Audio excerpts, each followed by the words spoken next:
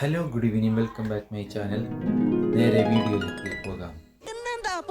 മഹാഭാരതത്തിലെ കുന്തി ദേവിയെ കാണുമ്പോൾ അണിറസിന് ഓർമ്മ വരുന്നു എന്നാണ് ബോച്ച പറഞ്ഞത്. അപ്പോൾ നേരെ വീഡിയോ കാണാം. ഹണി കൊടുക്കുന്നില്ല, റോസ് കൊടുക്കുകയാണ്. എനിക്ക് ആ കുന്തി ദേവിയെ കാണുമ്പോൾ ഹണി റോസിനെയാണ് ഓർമ്മ വരുന്നത്. ഗംഗാദേവി, യമുനാദേവി, അതുപോലെ എത്ര ദേവിമാരുണ്ട്. ബോച്ചയ്ക്ക് ഓർമ്മ വന്നതാകട്ടെ കുന്തി ദേവിയാണ്. അപ്പോൾ കുന്തി ദേവി എന്ന കഥാപാത്രം ഒരു നല്ലൊരു കഥാപാത്രമായിട്ടാണ് എനിക്ക് തോന്നുന്നത്. നമ്പർ 2, ഫ്രണ്ടും ബാക്കും. അപ്പോൾ നേരെ വീഡിയോയിലേക്ക് പോകാം.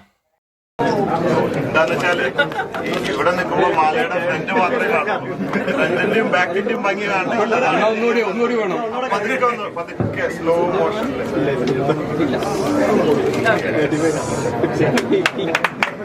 ബോച്ചയ്ക്ക് ഫ്രണ്ടിൻ്റെയും ബാക്കിൻ്റെയും ഭംഗി കാണണം. അപ്പോൾ ഒരു ഡബിൾ മീനിങ് കാര്യമാണ് അയാൾ പറഞ്ഞത്. ഞാൻ പറയുന്നത് എന്ത്, ഫ്രണ്ടിൻ്റെ ഭംഗി കാണണമെങ്കിൽ കണ്ണാടി ഇത് ഇങ്ങനെ പിടിക്കണം. അപ്പോൾ ഇങ്ങനെയായിട്ട് പിടിച്ചാൽ ഫ്രണ്ടിൻ്റെ ഭംഗി കാണാം. ഫ്രണ്ടിൻ്റെയും ബാക്കിൻ്റെയും ഭംഗി കാണണമെങ്കിൽ ഫ്രണ്ടിലായിട്ടും ബാക്കിലായിട്ടും ഇങ്ങനെ പിടിക്കണം. അപ്പോഴാണ് ഇതിൻ്റെ ഭംഗി കാണുക. ബോച്ചയും ഹണി റോസും തമ്മിലുള്ള പ്രശ്നം നിങ്ങൾ സോഷ്യൽ മീഡിയയിൽ കണ്ടിരിക്കാം. ഇന്ത്യൻ ഭരണഘടന നമുക്ക് എങ്ങനെ ഡ്രസ്സ് ധരിക്കണം, എന്ത് ധരിക്കണം എന്നുള്ളത് ഭരണഘടന നമുക്ക് അനുവദിച്ച് തന്നിട്ടുള്ളതാണ്. അപ്പോൾ അതിൽ വേറെ ആൾ ഇടപെടേണ്ട ആവശ്യമില്ല. നമ്പർ 3, ഹണി റോസിൻ്റെ സ്റ്റേറ്റ്മെൻറ്റ്, അതൊന്ന് നോക്കാം. അപ്പോൾ ഹണി റോസ് ഇപ്പോൾ അടുത്ത് നടത്തിയ സ്റ്റേറ്റ്മെൻറ്റിൻ്റെ ഒരു ഭാഗം കാണാം.